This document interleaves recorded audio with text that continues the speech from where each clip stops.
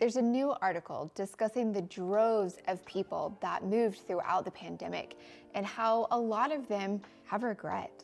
Turns out they didn't really regret the move itself, but more once settled into the new place, they realized that what they had in mind and what actually was didn't quite align. So let's go through 3 or 4 things that you should think through if you're thinking about making a move to or within Georgia to help you make sure that you're choosing the right area and some bumps that you might encounter along the way.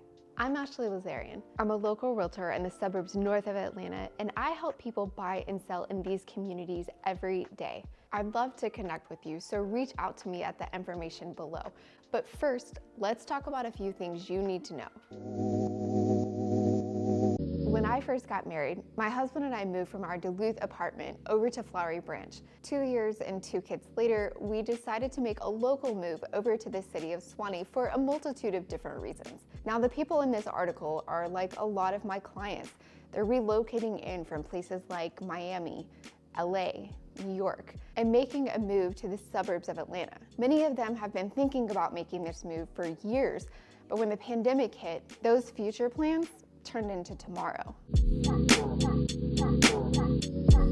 I have a client that relocated from LA. They've lived in the hustle and bustle of the big city for the past 28 years, and they wanted a change. So when they made the move to Georgia, they had their heart set on the quiet small town of Dahlonega. They were there about a year and decided ultimately to relocate a little bit closer to the city, to the town of Roswell. Not because there's anything wrong with Dahlonega, but because what they had in their mind of what small town living really looked like and what it actually ended up being were very different. Which brings me to our first tip that you should really consider when you're thinking about making a move. What type of lifestyle are you really hoping to have when you make this move? Suburbs like Alpharetta, Buford, Johns Creek, Suwanee, there's gonna be a lot of shopping and restaurants. My family and I spend far too much time at Avalon and Alpharetta, but it's because there are endless restaurant options that we can actually all agree on. There's a lot of shopping that goes on there. It just has a warm and happy vibe. That said, depending on the time of day, there could be a lot of traffic in any of these areas that you're trying to get around because these areas are a little bit more densely populated. You're minutes from grocery stores, hospitals. Everything you need really is at your fingertips. Maybe you've been living in the city your entire life and you truly are looking to get a little bit out of the hustle and bustle. Areas like Brazelton, Houston, and Dahlonega are gonna give you a little bit more elbow room. You might have more space for chickens or RVs and boat storage. You're gonna be driving about 30 minutes to get your groceries, but once you get home, it's like you've completely escaped the world. Another factor to consider when you're thinking about your lifestyle is gonna be your drive time. So it's gonna take about 45 minutes to get into the city, or maybe 15 to 20 minutes to get over to Alpharetta from other suburbs if you're thinking about going out for date night. But if you're needing to make this commute on a regular basis, you work in the city, or you're needing to fly out on a regular basis, you're looking at a solid hour to an hour and a half to get into the city during rush hour traffic. Depending on if you work remote or if you're needing to commute is definitely something to consider when you're thinking about making a move. Another factor that you're really gonna wanna understand is the housing in the different areas. Certain areas that were developed early on in the 80s and 90s, they're gonna have larger lots, but they're gonna have older homes. A lot of these homes, you're gonna see brick ranches that are extremely well built, but they've got lower ceiling heights, and so a lot of people feel like they can open up the floor plans, but they can't open up the floor plans. Some areas we're seeing continued and renewed development with more urban options, adding townhomes, row homes, condos, and apartments. Tied into the consideration of housing is going to be considering if you want to deal with an HOA. A homeowners association decides how they allow or don't allow you to use your property. If you're wanting to take down a tree or paint your front door, it can be really frustrating to have to go through the HOA to ask for permission. However, some of the most beautiful, well-kept communities look that way due to their HOA being relentless in the most positive way possible. Other communities are more of the mindset, if you're cutting your grass and not painting the house pink, they're not really gonna mess with you. Many of you that I talk with have big opinions when it comes to HOAs, and I get it. My property, my choice. However, they do play a big role in keeping neighborhoods up which helps with your home's value, as well as many HOAs are very active. Neighborhoods such as Wild Timber and Sterling on the Lake host events throughout the year. Easter egg hunts, cookies with Santa, 4th of July, and this can be a really great way for you to get out and meet new people.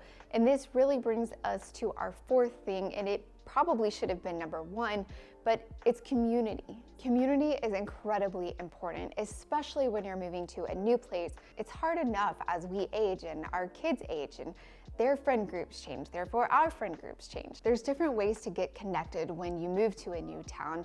One of the best ways is via Facebook. We have Suwannee Area Moms Club here. There's a ton of different Facebook groups, homeschool groups, where you can meet up and meet other like-minded people. There's also pop-ups going on all of the time. There's food truck Fridays, there's the farmers market, and one of the way that I hear a lot of moms specifically getting together is through the PTA, which actually brings us to our next topic, which is going to be schools. A major factor in why we moved to Suwannee was because of schools.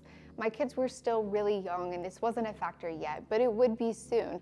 And I wanted to go ahead and build community where I felt like they were going to be attending. Many people go online and they look at the school ratings and they think that this is the end-all be-all, but I'm here to tell you that that is far from the truth. Get on Facebook groups and see what people are saying. Talk to parents that have kids in the schools that you're possibly considering. Ask them about class sizes, testing schedules, and how genuinely happy they and their children are in that specific school. There's a lot of new construction in the suburbs.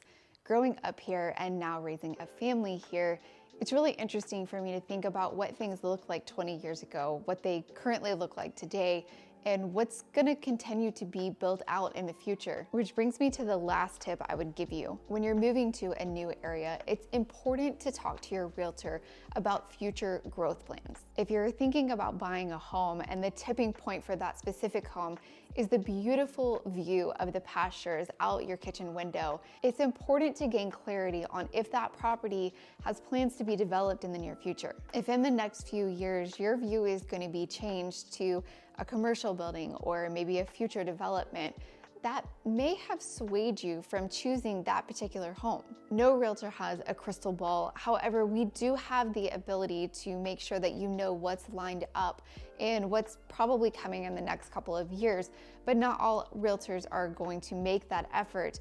Therefore, you really need to be asking questions. Even with all the research in the world, you're not really going to truly know if you're gonna love an area until you're fully submersed into daily life there. The good thing is home prices are holding steady and in some areas continuing to rise. So if you decide this isn't the place for you, you always have the option of selling and moving to an area that is a better fit for you and your family. I'd love to be your realtor of choice. Click on any of my videos to explore more of the suburbs of Georgia. And if you found this video helpful, make sure to subscribe. Otherwise, I'll see you next week.